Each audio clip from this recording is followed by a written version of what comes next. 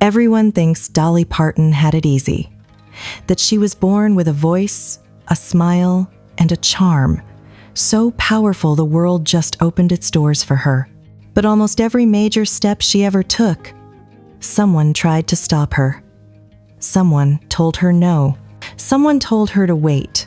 Someone told her she wasn't ready, wasn't right, wasn't serious enough.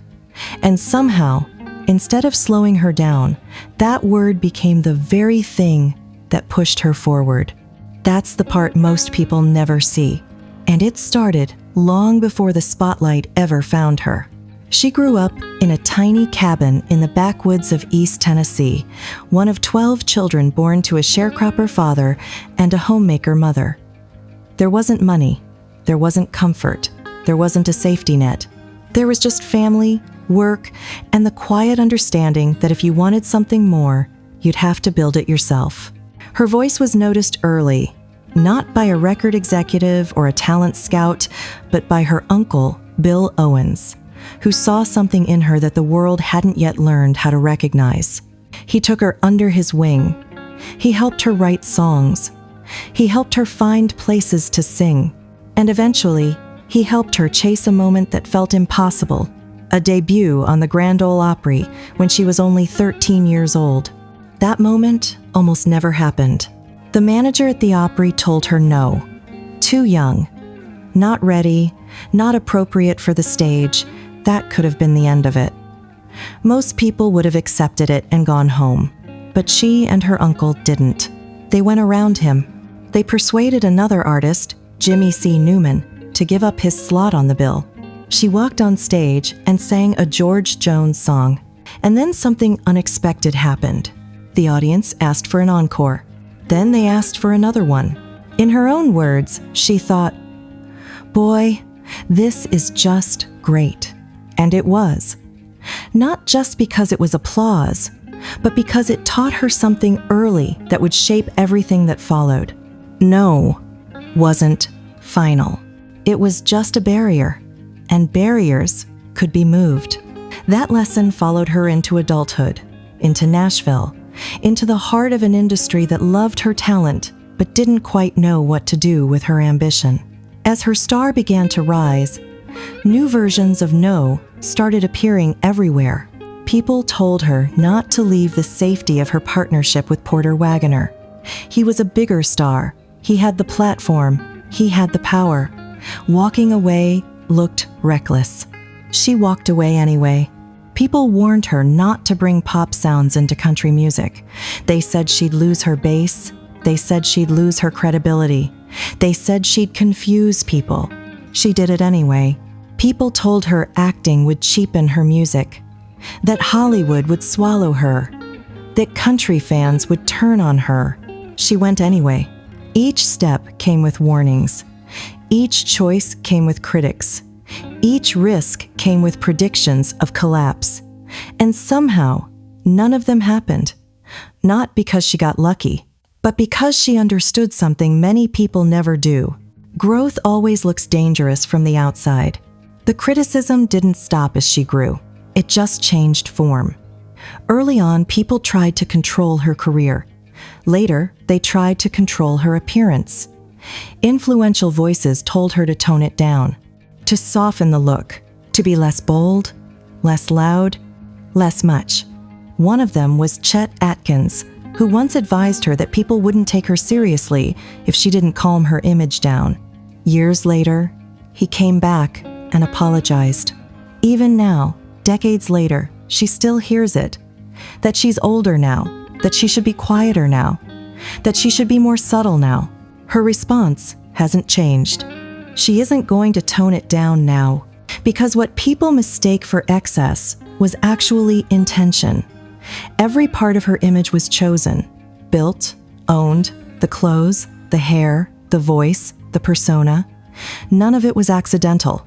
It was branding before branding became a word people used. And behind all of it was a woman who was quietly one of the most disciplined, strategic minds in the business. She wrote constantly. She recorded ideas wherever she was. She carried a cassette recorder with her to capture songs as they came to her. That's how Jolene was born. That's how I Will Always Love You was born. Not in a studio, not in a boardroom, but in motion. In real time, in the middle of a life that never slowed down. She owned her work. She protected her catalog. She understood value long before people talked about ownership the way they do now. Even her mistakes became part of the story. The first time she arrived at RCA's Studio B in 1967, she accidentally smashed her car into the building. Instead of hiding it, she kept the keys. They're still on display now. Not because the crash mattered, but because she remembered everything, every moment, every turning point, every version of herself, and she saved them, not as trophies, as evidence. Later, she took another risk that made people nervous. She expanded beyond music into places that didn't make sense to outsiders. Acting, business, theme parks, investments. Dollywood wasn't supposed to work. That's what people said. Too personal, too strange, too risky. It became one of the most successful theme parks in the country. What people kept missing was that she wasn't chasing fame anymore. She was building systems. She was building longevity. She was building something that would exist whether she was in the spotlight or not. And now, decades later, when the world finally tries to frame her story as a finished masterpiece, she gently resists that too. The exhibit at the Country Music Hall of Fame isn't about triumph. It's about effort. It's about grit. It's about the invisible labor behind a visible life. She didn't walk through it like someone looking at a monument. She walked through it like someone revisiting a road.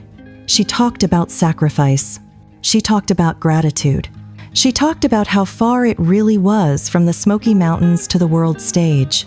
And she reminded people it didn't happen without cost. Even now, she's building something new.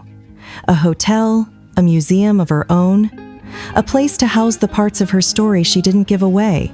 Not because she's done, but because she isn't.